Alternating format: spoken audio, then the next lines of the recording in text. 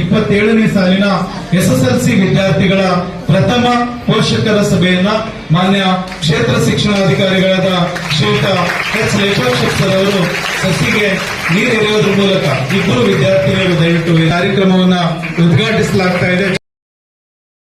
ವಿಜಯನಗರ ಜಿಲ್ಲೆ ಹರಪನಹಳ್ಳಿ ತಾಲೂಕು ಸರ್ಕಾರಿ ಬಾಲಕಿಯರ ಪ್ರೌಢಶಾಲೆಯಲ್ಲಿ 2027ನೇ ಸಾಲಿನ ಪೋಷಕರ ಸಭೆ ಹಮ್ಮಿಕೊಳ್ಳಲಾಯಿತು. ಸಭೆಯಲ್ಲಿ ಕ್ಷೇತ್ರ ಶಿಕ್ಷಣಾಧಿಕಾರಿ ಎಚ್ ಲೇಪಾಕ್ಷಪ್ಪ ಮಾತನಾಡಿ, ಒಳ್ಳೆಯ ಸಾಧನೆಯನ್ನು ಮಾಡಿದಂತ ವಿದ್ಯಾರ್ಥಿಗಳಿಗೆ ತನ್ನದೇ ಸ್ವಂತ ಆದಾಯದಲ್ಲಿ 10,000 ನಗದು ಬಹುಮಾನ ನೀಡುತ್ತೇನೆ ಎಂದು ತಿಳಿಸಿದರು. ಈ ಸಂದರ್ಭದಲ್ಲಿ ಕ್ಷೇತ್ರ ಶಿಕ್ಷಣಾಧಿಕಾರಿಗಳ ಎಚ್ ಲೇಪಾಕ್ಷಪ್ಪ, ಮುಖ್ಯೋಪಾಧ್ಯಾಯರಾದ ಶಿವಾಜಿ ನಾಯಕ್, ಡಾಕ್ಟರ್ ಚೇತನ್ ಬಣಕಾರ್, ಶಿಕ್ಷಕರುಗಳಾದ BR ಮಂಜುನಾಥ್, ಅಣ್ಣಪ್ಪ, ರಾಜು, ಗಿರಿಜಾ, ಮಂಜುನಾಥ್, ಮಾಲಾ, ಸುಧಾ, ಶಶಿಕಲಾ ಸೇರಿದಂತೆ ಶಿಕ್ಷಕ ಶಿಕ್ಷಕಿ ವರ್ಗದವರು ಹಾಗೂ ವಿದ್ಯಾರ್ಥಿಗಳು ಪೋಷಕರು ಉಪಸ್ಥಿತರಿದ್ದರು. ವರದಿ ಉಮರ್ ಫಾರೂಕ್, ಎಸ್ ನ್ಯೂಸ್ ಕನ್ನಡ, ಹರಪನಹಳ್ಳಿ. ನಾವೆಲ್ಲ ಇದೀವಲ್ಲ, ಪೋಷಕರು ನಮ್ಮ ಮೇಲಲ್ಲ, ನಿಮ್ಮೆಲ್ಲರ ಮೇಲೆ ನಿಂತಿದೆ. ಸೊ ಹಾಗಿದ್ದಾಗ ನಿಮ್ಮ ಮೇಲೆ ಗುರುತರವಾದ ಜವಾಬ್ದಾರಿ ಇದೆ.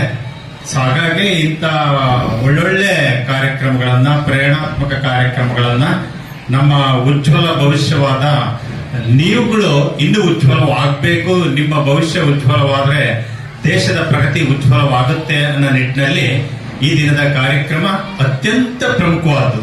ಯಾಕೆ ಅಂತ ಹೇಳಿದ್ರೆ, ಪೋಷಕ, ಶಿಕ್ಷಕ, ವಿದ್ಯಾರ್ಥಿ ಇದು ಟ್ರಯಾಂಗಲ್. ಸೊ ಇದರಲ್ಲಿ ಮೂವರ ಸಂಬಂಧ ಏನಿದೆಯಲ್ಲ, 3 ಡೈಮೆನ್ಷನಲ್ ಅಂತ ಕರಿತೀವಿ. ಒಂದು ಕಡೆ ವಿದ್ಯಾರ್ಥಿ ಇದ್ದಾರೆ, ಒಂದು ಕಡೆ ಪೋಷಕರಿದ್ದಾರೆ, ಒಂದು ಕಡೆ ಟೀಚರ್ಸ್ ಇದ್ದಾರೆ. ಇವರು ಒಂದು ಮುಖ ಆಗಿ, ವಿದ್ಯಾರ್ಥಿಗಳು ಒಂದು ಮುಖವಾಗಿ, ಟೀಚರ್ ಒಂದು ಮುಖ ಆದ್ರೆ ಯಾವ ಕಾರಣಕ್ಕೂ ಯಾವುದೇ ಪ್ರಗತಿ ಸಾಧ್ಯ ಇಲ್ಲ. ಸೊ ಅದಕ್ಕೆ ಇಲಾಖೆ ನಮ್ಗೆ ಗುರುತರವಾದ ಜವಾಬ್ದಾರಿಯನ್ನ ಕೊಟ್ಟು ನಾವೆಲ್ಲರನ್ನು, ನಮ್ಮೆಲ್ಲ ಪೋಷಕರು, ನಾವೇನಿಲ್ಲಿ ವಿದ್ಯಾಭ್ಯಾಸ ಮಾಡ್ತಾರ ಆ ವಿದ್ಯಾರ್ಥಿಗಳ ಎಲ್ಲ ಪೋಷಕರು ಬರಬೇಕು. ಒಂದು. ಎರಡನೇದು, ಎಲ್ಲ ಮಕ್ಕಳಿಗೆ ಬೋಧಿಸ್ತಕ್ಕಂಥ ಎಲ್ಲ ಟೀಚರು ಮತ್ತು ಮುಖ್ಯ ಶಿಕ್ಷಕರು ಇರಬೇಕು. ಎರಡನೇದು. ಜೊತೆಯಲ್ಲಿ ನಾವು 2 ಜನ ನಿಮ್ಮ ಸಮ್ಮುಖದಲ್ಲಿ, ನಿಮ್ಮನ್ನ ಆಧಾರವಾಗಿ ಇಟ್ಕೊಂಡು, ನಿಮ್ಮನ್ನ ಗಮನದಲ್ಲಿ ಇಟ್ಕೊಂಡು, ನಿಮ್ಮ ಕಾಳಜಿಯನ್ನು ಇಟ್ಕೊಂಡು ನಾವು 2 ಜನ ಮಾತನಾಡಬೇಕು. ಪೋಷಕರು, ಶಿಕ್ಷಕರು ಮಾತನಾಡಬೇಕು ಅನ್ನೋದೇ ಈ ಸಭೆಯ ವೈಶಿಷ್ಟ್ಯತೆ. ಸೊ ಇದನ್ನು ಮಾತಾಡೋದ್ರಿಂದ ಉಪಯೋಗ ಏನಿದೆ ಹಾಗಾದ್ರೆ?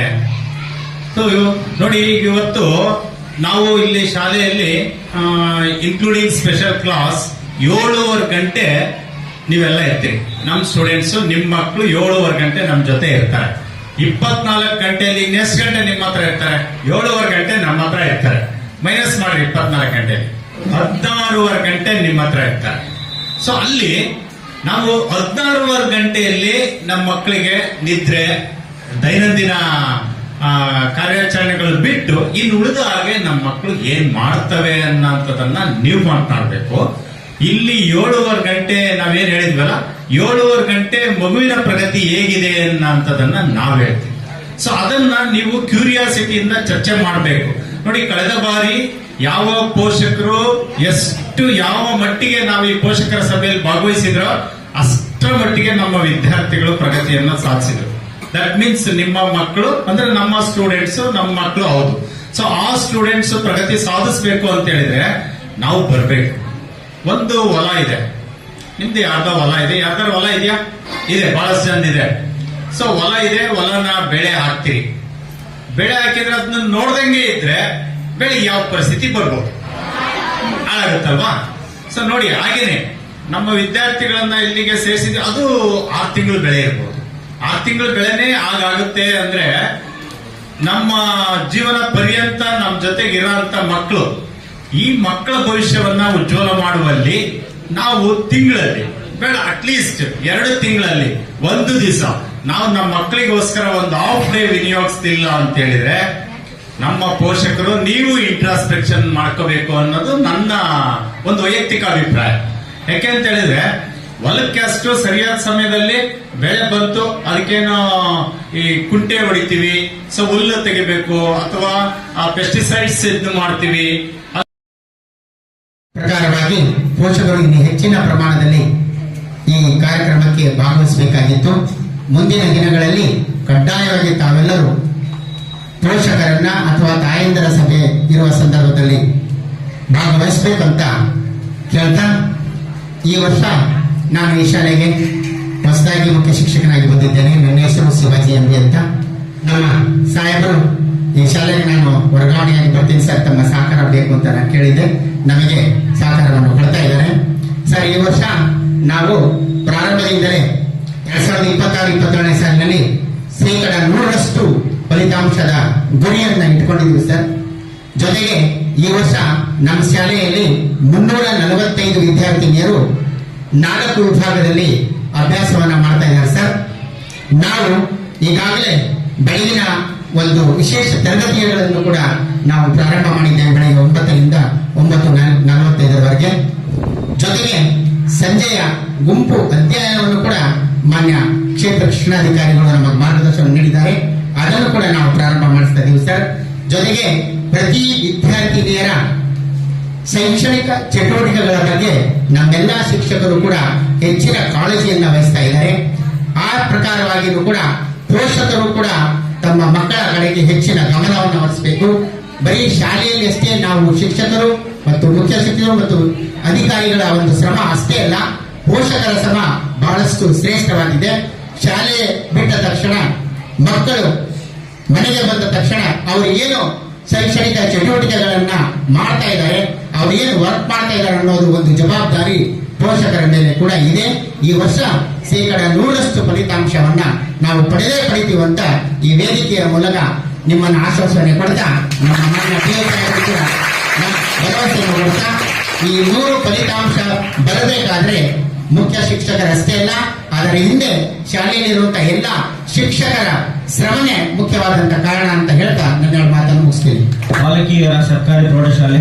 ನಮ್ಮ ಶಾಲೆಯಲ್ಲಿ SSLC ವಿದ್ಯಾರ್ಥಿಗಳ ಶೈಕ್ಷಣಿಕ ಪ್ರಗತಿಗೆ ಅನುಗುಣವಾಗಿ ಶೈಕ್ಷಣಿಕ ಪ್ರಗತಿಗೆ ಸಂಬಂಧಿಸಿದಂತೆ ಮೊದಲ ಪೋಷಕರ ಸಭೆಯನ್ನು ಆಯೋಜಿಸಲಾಗಿದೆ. ಸೊ ಈ ಒಂದು ಪೋಷಕರ ಸಭೆಗೆ ಎಲ್ಲ ಪೋಷಕರು, ಆತ್ಮೀಯ ಪೋಷಕರು ಆಗಮಿಸಿದ್ರಿ. ಇನ್ನೂ ಹೆಚ್ಚಿನದಾಗಿ ಪೋಷಕರು ಆದ್ರೆ ತುಂಬಾ ಜನ ಕಡಿಮೆ ಭಾಗವಹಿಸಿದಿರಿ. ಸಾವು ಸಂತೋಷ. ನೀವೆಲ್ಲ ಭಾಗವಹಿಸಿದಿರಿ. ಮಕ್ಕಳ ಶೈಕ್ಷಣಿಕವಾಗಿ ಏನೇನು ಅವರು ಓದ್ತಾ ಇದ್ದಾರೆ, ಎಷ್ಟರ ಮಟ್ಟಿಗೆ ಅಭ್ಯಾಸ ಮಾಡ್ತಾ ಇದ್ದಾರೆ, ಪ್ರತಿದಿನ ಶಾಲೆಗೆ ಬರ್ತಾರೆ ಇಲ್ವೋ, ನೀವು ಕಳಿಸ್ತಾ ಇದ್ರೆ ಇಲ್ವೋ, ಅವರ ಪ್ರಗತಿ ಹೇಗಿದೆ ಅನ್ನೋದ್ರ ಬಗ್ಗೆ ಒಂದು ಇಲಾಖೆ ನಿಯಮಾನುಸಾರ ಮೊದಲನೆಯ ಒಂದು ಪೋಷಕರ ಸಭೆಯನ್ನು ನಮ್ಮ ಶಾಲೆಯಲ್ಲಿ ಹಮ್ಮಿಕೊಂಡಿದ್ದೀವಿ. 10 ನಿಮಿಷ ಸಾಹೇಬರು ಮಾತಾಡಿದ್ರು. ನಿಮಗೆಲ್ಲ ಎಷ್ಟು ಯಾವ ಟೈಮ್ ಹೋಯ್ತು ನಮ್ಗೆ ಗೊತ್ತಾಗ್ಲಿಲ್ಲ. ಯಾಕಂತ ಹೇಳಿದ್ರೆ ನಾವೆಲ್ಲ ಇಲ್ಲಿ ಪೋಷಕರು ಮತ್ತೆ ನಾವೆಲ್ಲ ಮತ್ತೆ ನೀವರೆಲ್ಲರೂ ಸೇರಿರೋದು ಒಂದೇ ಉದ್ದೇಶ, ನಿಮ್ಮ ಒಂದು ಉತ್ತಮವಾಗಿರ್ತಕ್ಕಂಥ ಜೀವನವನ್ನ ಕಟ್ಟಬೇಕು ಅಂತ. Okay sir. ಆಕ್ಚುಲಿ ಹೋದ್ಸರಿ ಒಂದು ಅನೌನ್ಸ್ಮೆಂಟ್ ಮಾಡಿದ್ದೆ, ನಿಮಗೆ ಗೊತ್ತಿಲ್ಲ ಅನಿಸ್ತದೆ. ನಾನು ಇದೇ ಪೇರೆಂಟ್ಸ್ ಮೀಟಿಂಗ್ ಅಲ್ಲಿ ಹೇಳಿದ್ದೆ, 95% ಅಂಡ್ ಅಬೋ ಯಾರು ತೆಗಿತಾರೋ ಅವ್ರಿಗೆ ನಾನು ಪ್ರತಿಯೊಬ್ಬ ವಿದ್ಯಾರ್ಥಿಗೆ 5,000 ಕೊಡ್ತೀನಿ ಅಂತ ಹೇಳಿದ್ದೆ. Actually Tejaswini she scored 600. So ಹಾಗಾಗಿ ಅವಳಿಗೆ ನಂದು 10,000 ನಾನು ವೈಯಕ್ತಿಕ ಯಾರು ನಾನು ವೈಯಕ್ತಿಕ ನಮ್ಮ ಸ್ಟೂಡೆಂಟ್ಸ್ ಆತರ ಓದ್ತಾ ಇದ್ದಾರೆ ಅಂದ್ರೆ ಅದು ರಾಷ್ಟ್ರ ಇದು ನಮ್ಮ ವೆಬ್ಸೈಟ್ ಅಲ್ಲಿ ಹಿಸ್ಟ್ರಿಯನ್ನ ಕ್ರಿಯೇಟ್ ಮಾಡೋ ಅಂತದ್ದು. ಅಂತರಿಗೆ ನೀವು 3 ಜನ ತೆಗಿತೀರಾ, 10 ಜನ ತೆಗಿತೀರಾ, ಪ್ರತಿಯೊಬ್ಬರಿಗೂ 10,000 ಈಚ್ ಕೊಡ್ತೀನಿ. ಯಾರು 625 ನಾನು ಎಲ್ಲೇ ಇರಲಿ, ನಾನು ಇಲ್ಲಿರ್ಬೋದು, ಟ್ರಾನ್ಸ್ಫರ್ ಆಗಿ ಬೇರೆ ಕಡೆ ಹೋಗ್ಬೋದು, ಅಥವಾ ಪ್ರಮೋಷನ್ ಆಗಿ ಬೇರೆ ಕಡೆ ಹೋಗ್ಬೋದು, ಖಂಡಿತ ಕೊಡ್ತೀನಿ. ಅವ್ರು ವಿಡಿಯೋ ಮಾಡ್ಕೊಳ್ತಿದ್ದಾರೆ, ನಾನು ಖಂಡಿತ ಕೊಡ್ತೀನಿ. Okay, thank you. ನೀವು ಓದಿ ಸರ್. ಒಂದು ಕ್ವಶನ್. ಎಸ್, ಯಾಕಂದ್ರೆ ನೀವು ಓದ್ಬೇಕು. ನಮಗೆ ಅವಕಾಶಗಳು ಸಾಕಷ್ಟು ಇರ್ತದೆ. ನನ್ಗೇನು ಬಂದಿರೋ ಅಂತ 1 ತಿಂಗಳ ಸಂಬಳದಲ್ಲಿ 10 ಜನ ತೆಗಿತೀರಾ, ಕೊಟ್ಟರು ನೀವು ಇಂಪ್ರೆಸ್ ಆದ್ರೆ ನಮ್ಮ ತಾಲೂಕಿಗೆ ಹೆಸರು ಬರ್ತದೆ.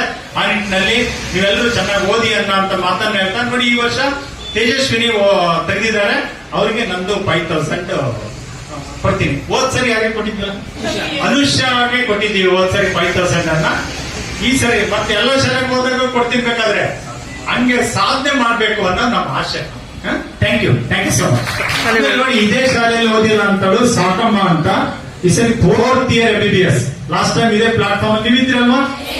ನೋಡಿ, ಅದಂಗೆ ನೀವು ಏನಾದ್ರು ಮಾಡಿ ಸಾಧನೆ ಮಾಡಿ ಫ್ರೀಯಾಗಿ ಸೀಟ್ ತಗೋಬೇಕು. ನಾನು ಅದಕ್ಕೆ ನನ್ಗೆ ಯಾವ್ದು ದುಡ್ಡು ಬೇಕಾಗಿಲ್ಲ, ಎಲ್ಲೋ ಹೋಗಿ ಡೊನೇಷನ್ ಕೊಟ್ಟು ಸೇರ್ಬೇಕಾಗಿಲ್ಲ. ಒಳ್ಳೆ ಪರ್ಸೆಂಟೇಜ್ ತೆಗೆದಿಯಾ, ಔಟ್ ಆಫ್ ಔಟ್. ನಾನು ಬಾಲಕಿಯರ ಶಾಲೆಗೆ ಅಂತ ಹೇಳಿಲ್ಲ, ನಮ್ಮ ಬಾಲಕಿಯರ ಸರ್ಕಾರಿ ಪ್ರೌಢಶಾಲೆ ವಿದ್ಯಾರ್ಥಿಗಳು ತುಂಬಾ ಸುಸಂತೃಪ್ತಿಯಿಂದ ಹೇಳಿದ ಮಾತನ್ನ ಕೇಳ್ತವೆ ಅನ್ನೋ ಉದ್ದೇಶಕ್ಕೆ ನಮ್ಮ ಶಾಲೆ ವಿದ್ಯಾರ್ಥಿಗಳ ಬಗ್ಗೆ ಎಲ್ಲವೂ ನಮ್ಮ ಶಾಲೆನೆ. ಈ ಶಾಲೆಯಲ್ಲಿ ತುಂಬಾ ಸಂಸ್ಕಾರ ಸಂಸ್ಕೃತಿಯಿಂದ ಮಕ್ಕಳು ಏನೇ ಟೀಚರ್ ಹೇಳಿ ಹೆಡ್ ಮಾಸ್ಟರ್ ಹೇಳಿ ಫಸ್ಟ್ ಪಾಲಿಸ್ತಾರೆ.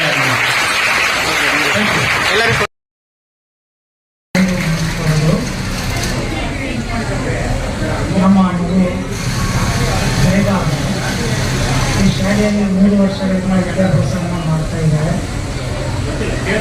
ಮೊದಲನೇ ವರ್ಷದಿಂದಲೂ ಉತ್ತಮವಾದ ಶಿಕ್ಷಣದ ಬಗ್ಗೆ, ಮನೆ ಕೆಲಸದ ಬಗ್ಗೆ ಎಲ್ಲ ವಿವರಗಳನ್ನು ನೀಡ್ತಾ ಇದ್ದಾರೆ.